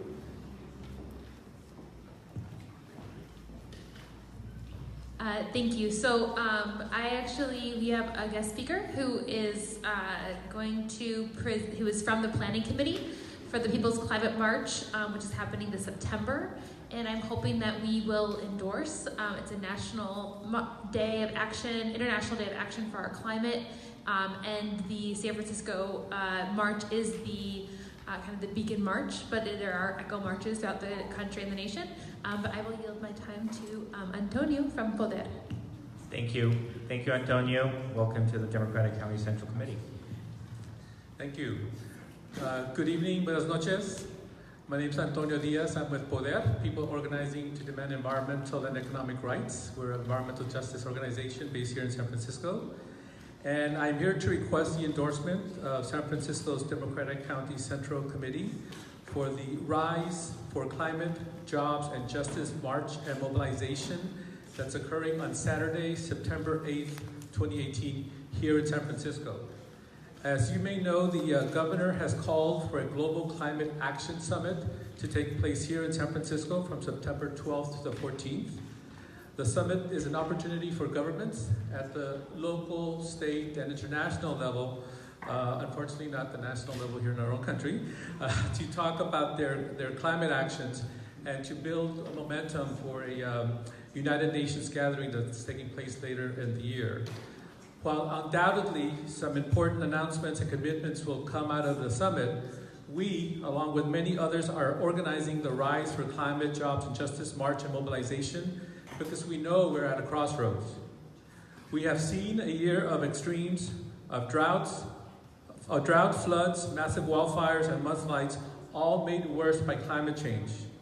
Low-income communities and communities of color throughout California are bearing the brunt of fossil fuel extraction. Dirty oil and gas wells, refineries, and power plants are disproportionately located in these communities. We have a president that's pursuing policies that hurt our communities, our planet, and our democracy. For that reason, we want California to be a true leader on climate action, and we know that for California to be a true leader, we need true solutions. We need solutions that keep fossil fuels on the ground.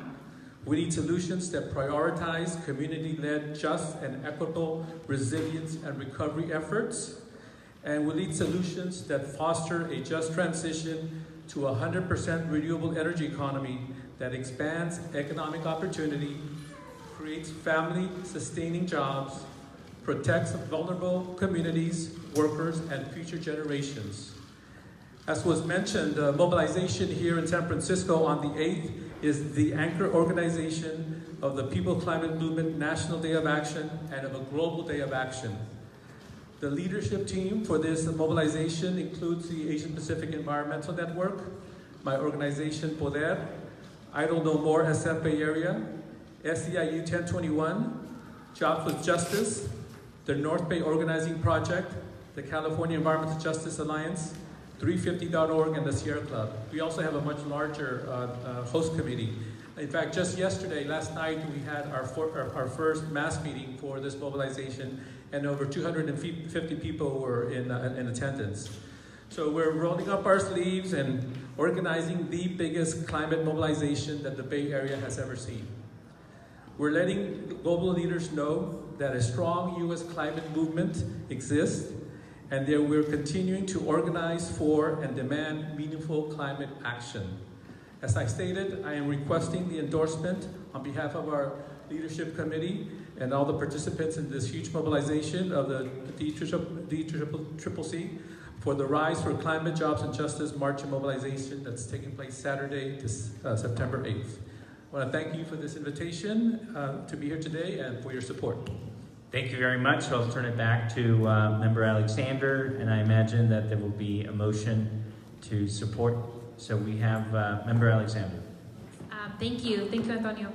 So I would like to move the motion that the San Francisco Democratic Party endorse an outreach to Democrats in San Francisco to attend this march on September 8th. So we have a motion. There's a second of Member Galata. Any questions or discussion? All those in favor? Oh, yes.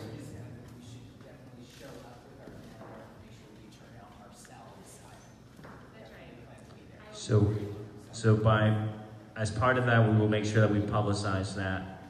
So we have a motion and a second. All those in favor say aye. Aye. Any objections? Noes? No objections. Any abstentions? No abstentions. It passes unanimously. Thank you very much, and thank you to Mr. Diaz, and thank you to Member Alexander for bringing this item to our attention. Wonderful. We'll now move on to item number 8. Discussion of proposed language in AB 2559 regarding campaign finance contributions to candidates for the San Francisco Democratic County Central Committee. And I'm going to turn it over to Member De Jesus, but I just want to note that as I understand the presentation, we're going to hear from Member De Jesus about the work that has been done by Assemblymember Phil Ting, and we want to thank Assemblymember Phil Ting, who essentially has been asked by this committee to put forward legislation that essentially codifies the resolution that we passed. And the essence of the resolution is that we want to have the local contribution limits essentially apply to Democratic County Central Committee races. And that is really the gist of the ask. And we are very appreciative that Member Ting has taken that request and run with it. And so with that, I'll turn it over to Member De Jesus. And I think the question for us will be whether or not there are any concerns or objections to the approach that is being followed right now. Okay, so about a year and a half ago, we all voted to have a $500 limit. We had a resolution. It's attached in your packet. And we also asked that our legislatures codify our particular resolution. So again, Assemblymember Ting was kind enough to take it on for us, and they've been discussing it, and it's in committee. And so we have a draft for you here tonight. And what they did was actually very smart. If you read it, it basically says a person other than a candidate. And the reason it has other than, because you contribute to your own campaign. So there's no limit on you contributing to your own campaign. So that's important. So other than the candidate for a county central committee shall not make, and city and county San Francisco shall not make, and a candidate or a person acting by or on behalf of the candidate shall not accept any contribution that would cause the total amount contributed by that person to the candidate to exceed the amount, if any, specified in the bylaws. And I think that was another important point. They left it for us to decide what limitations we want. So whatever is in our bylaws is what we'll be limited to. So right now we have a $500 limit. If for some reason this body decides they want to make it 1,000 or 1,500, we can just change our bylaws without having to go back to the statute and change it. That's number one, so that's pretty convenient. And the second thing is, I guess their council also told them that you can get challenged if you put a number, you codify an actual number, so they're going to leave it to the committees to decide among themselves. So I think that works for us. Okay. All right. So that really, and I think they cleaned up some other technicalities that I think the 10 and the 14. Was that, or is it? Is D the only addition? Well, this is because the section that's in your packet here. So the elections code very specifically goes into county committees and of the different parties and how they're governed. And so a lot of us remember that back, it was in 2010, I think, that we changed the makeup from 12 and 12 to 14 and 10. Well, that was a bill. I think Fiona Ma did it. I can't remember who it was who did it off the top of my head. But then that is part of this code. And so what we're adding is a section D, which is underlined here. So I just want, I wanted to be here as a resource to talk about the policy, talk about the process, because, we had been asked by the committee, we would talk to legislative council, which is our lawyers, talk to elections committee in the assembly, and this language is what came back because there is a risk that if we put a specific number in the code section, that would invite a legal challenge that they very much could win to strike that out. Because my understanding was that, for example, under McCain-Feingold, when they first passed the initial version, there were certain parts that did not hold up in court, and that was some of the reason behind that. So that's what they're saying. It could be the legal grounds for that. So this bill, AB 2559, has been moving as kind of a shell through the assembly, and actually it passed the assembly. It's now actually in the Senate. And it's going to its first Senate Policy Committee, which is elections, sometime in June. So we wanted to bring, now that we've finished endorsements and we had a bylaws change, so it's like we wanted to have the discussion today because we wanted to get feedback, buy-in, we wanted to just open it up to open discussion because we will have to have meat in this.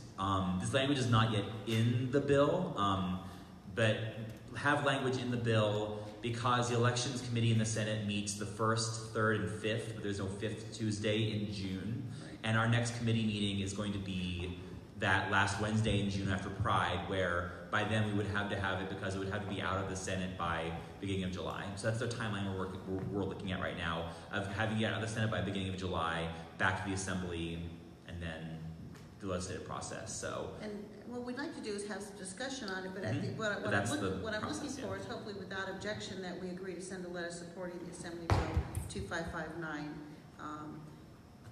in substantially the same order that is tonight. So, Elizabeth. thank you. My question for the chair is, this looks like you're only banning individuals from for allowing limitations for individuals. What about for entities, organizations, corporations, other democratic clubs, etc.? I think the intention, right, is to limit all donations, or to allow for the limitation of all donations. Well, I think San Francisco. So, correct me if I'm wrong, but when I looked at the elections code, there's one particular section for San Francisco. It's for the city and counties, and we're the only real city and county in the state. I don't think we can.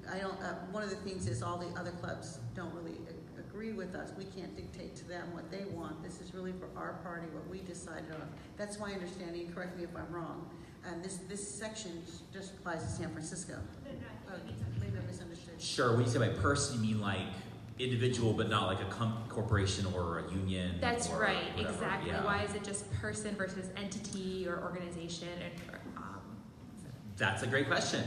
So that's why we're here.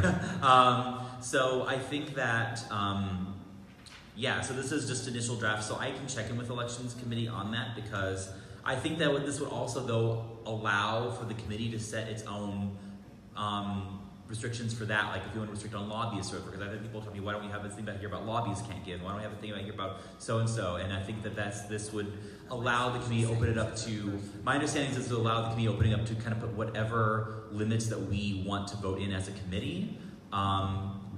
Right now, this is mainly an enforcement mechanism, because right now the committee can vote to make a limit, but it wouldn't be enforceable with the FPPC. So this is, yeah. So looking at it, when it says a candidate shall not make it a candidate or a person acting by or on behalf of the candidate shall not accept. Maybe it should say a person or organization acting by or on behalf of the candidate shall not accept. Maybe the entity, however.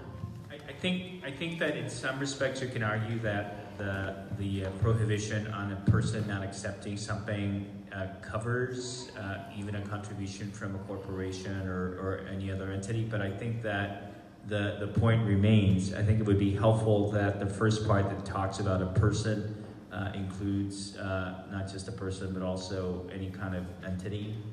So maybe if you can ask Legislative Council to see if they can clarify that, because we want the prohibition to apply not only to an individual but also to a corporation or any other legal entity that could make a contribution beyond the amount. Is that correct? Thank you. Okay. All right. So then, any other discussion? That was a good catch. Scott just wanted me to say that he supports the intent of the legislation, but it's the devil is in the details, and it's more complicated than you think. You're asking members of the legislature from all across California. They don't necessarily all agree with what what San Francisco Democratic Party would want to do, and also, but he was working with the Councilman Wu-Tang to work something out. Scott likes the idea of having a consistent number that would apply throughout the state of California, if possible. It might be able to get more votes that way. It might mean then a higher amount, but then it raises the level of the issue whether or not, if you put an amount in, that would stand legal scrutiny. It's just not as easy. I mean, we all support this idea that there should be some limit on what we do. Maybe it would be voluntary for us. I don't know. But it's just more complicated than it seems. No, I understand. You want to get it through both the House of the Legislature, then you want the governor to approve, then you don't want other people to go to the governor. Perhaps many people in labor wouldn't want local county committees to limit what labor could give them. So it's not as clear cut as you think. So I understand that, and what I understood was Scott wanted to have a uniform up and down the state, and what we want to do is have teeth to our bylaws. And so I know there's discussion that's continuing and ongoing. We do have a deadline. We do have a deadline, though. I think in June, right? June when it's going to go to committee? It would be the third Tuesday in June, so it's a couple weeks down the road. And I know that up to a couple of hours before this meeting, we were having discussions with Senator Wiener's office. So I think that going into the Senate Policy Committee, that we'll have those discussions. So I would just say, Petra, that your leadership is what got unanimous what we were doing with our reporting. It took a lot of work, as you know. Right, it's true. It is true that the deadlines for this legislative year are coming up, but it's not true that the deadlines for the re-election of this committee is coming up, because this committee doesn't run again until 2020. So I mean, the goal is to try to get something in the next few weeks. That would be great. But if it doesn't happen, it's not the end of the world, because this committee comes up for election in 2020.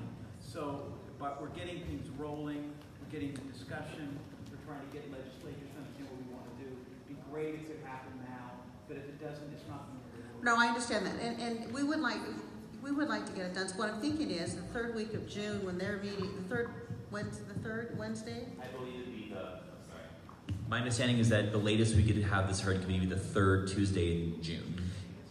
Or Okay, yeah, third so Tuesday. before you have a question, I just want to put out there that perhaps whenever we talk about this, maybe we can leave, if Scott and they work something out, maybe the executive committee can move on it so we can have it done this year, if they work something out. Member Maxwell.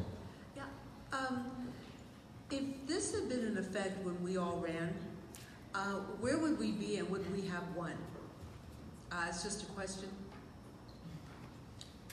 I don't know.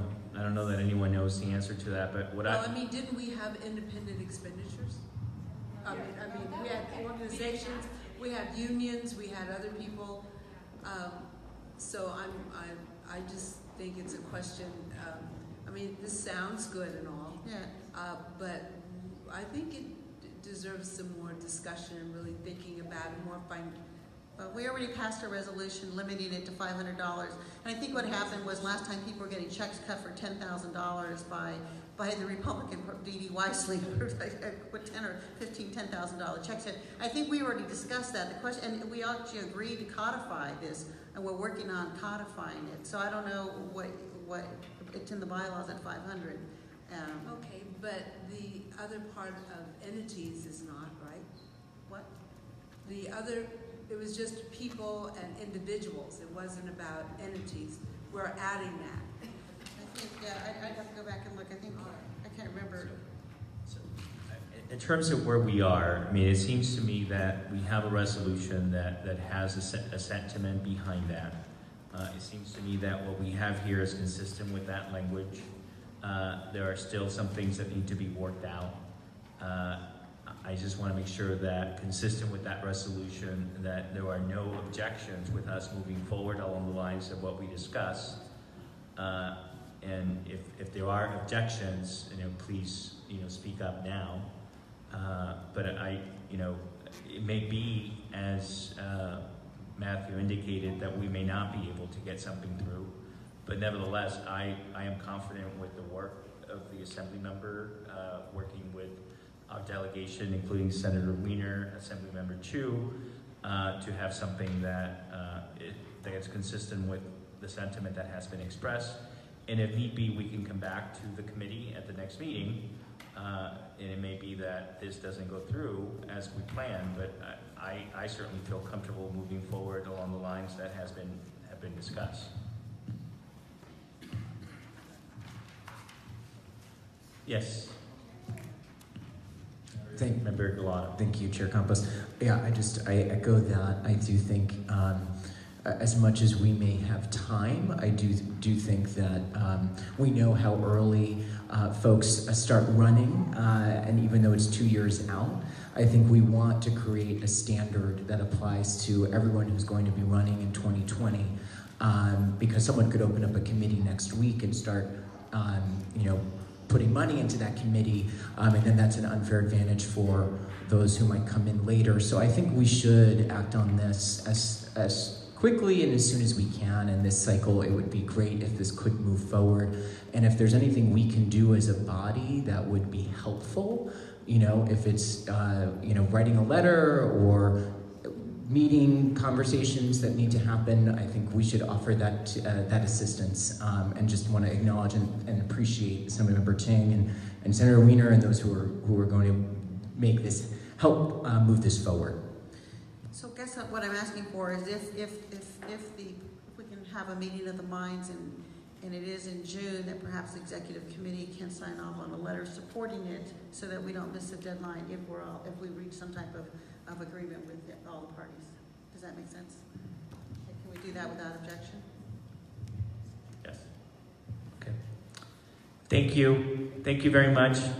Yes, Member Ting. And I just want to say that, we are on a bit of a compressed timeline, but what our office can do, this is we're working with our delegation, is that as this kind of moves forward, being in touch with the chair and the bylaws chair, and to disseminate information to the committee. We all have email, and just, making sure people are on top of this, but we appreciate having kind of the blessing to keep moving forward, because we want to just do what the committee, is the will of the committee was. And so we want to make sure that we have that feedback and buy-in from you all before, because we're not here to impose something, we're here to carry out something. Thank you. Thank you.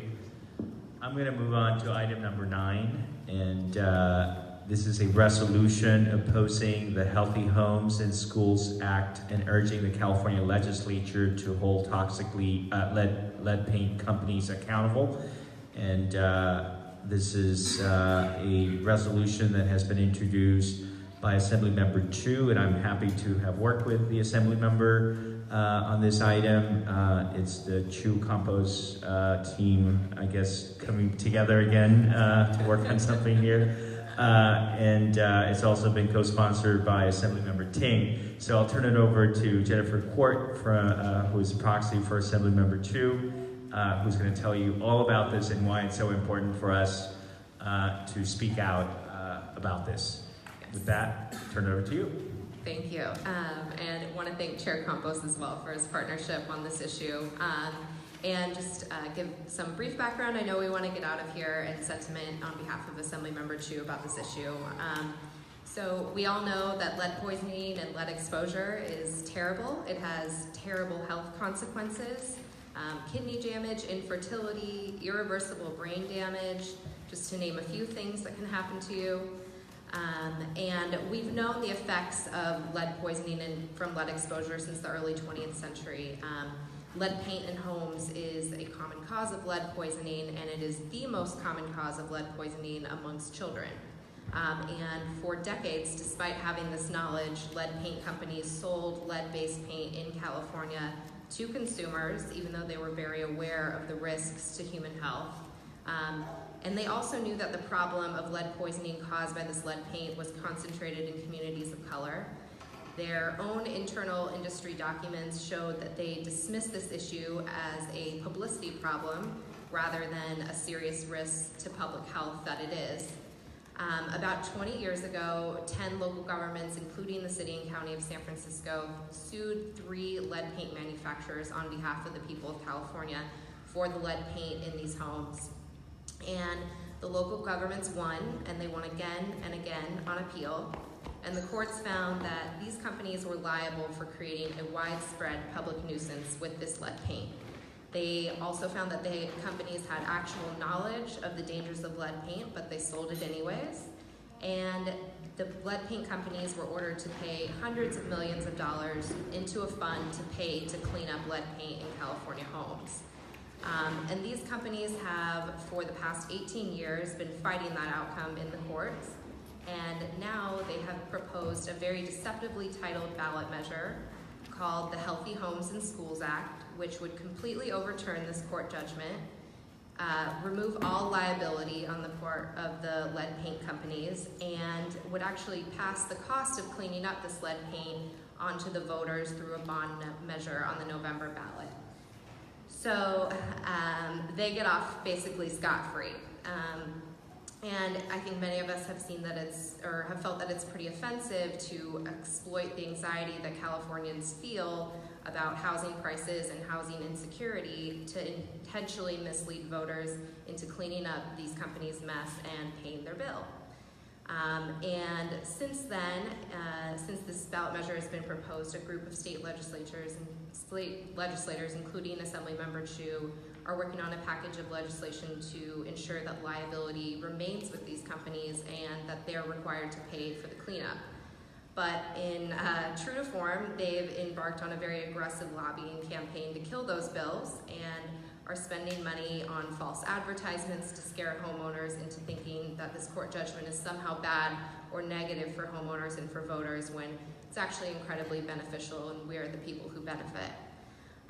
So I just want to thank you all for your consideration of this, and it's our hope that as San Francisco Democrats we send a strong and clear message that underhanded tactics like these are not acceptable, and poisoning generations of Californians is not okay, and these companies need to be held accountable for their actions. So with that, I'll turn it over to thank you. I want to again thank Assemblymember Chu. I mean, the precedent that this would establish, you can imagine that here you have a court saying you're liable, and then this industry turning around and trying to undo that liability that they have been, found to have actively, acted in intentionally, and they're trying to deceive the voters. So this is really important, and it's important about the issue, but it goes beyond that, because if they can do that with lead paint, they can do that with just about anything else.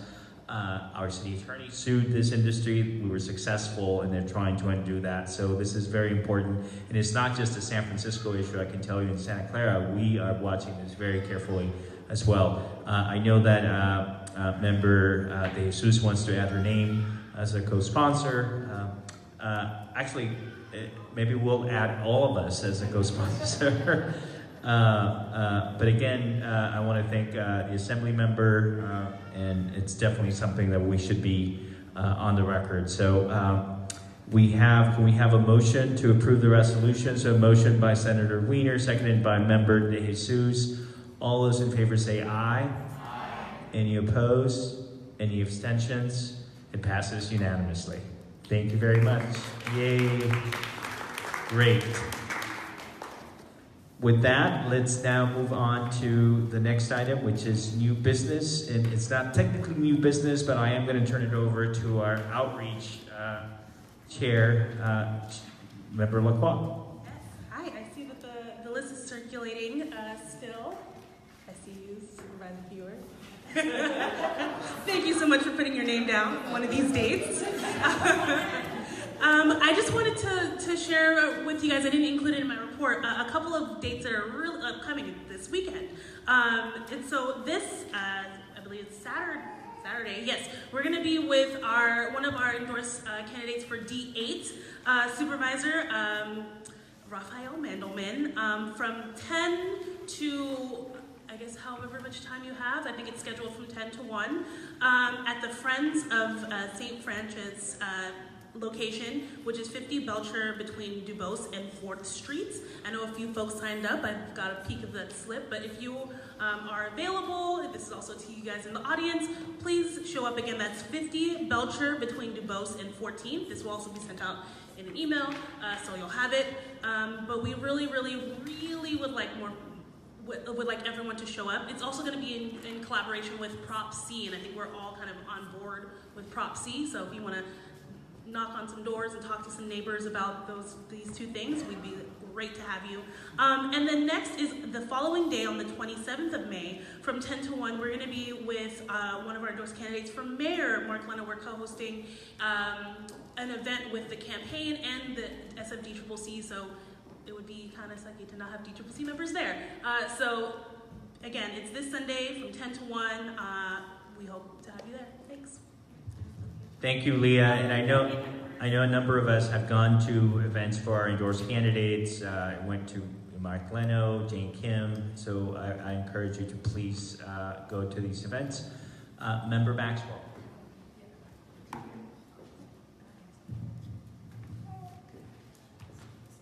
Yes, I'd like to ask our congressional delegation if we could get an update on the shipyard from them, Member Pelosi and Member Feinstein, and perhaps we could also ask the Department of Public Health if they could come and give us a presentation so that we know what's going on.